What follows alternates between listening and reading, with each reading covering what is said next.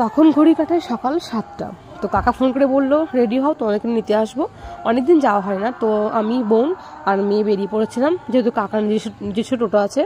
তো চলে গেছিলাম বেরিয়ে তাহিরপুর মাছের দোকানে, আর ওখান থেকে একবারে বাজার করে ঢুকবো কাকা বলেছিল।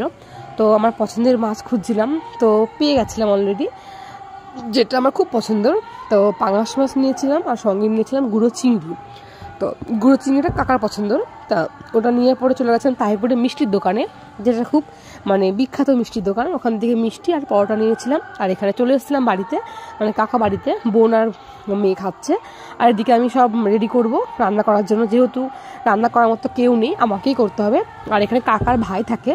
তো রান্না করছিলাম পাঙাশ মাছ আর কাঁচা টমেটো দিয়ে ডাল, আর তোমার গুঁড়ো চিংড়ি দিয়ে মানে বাঁধাকপি।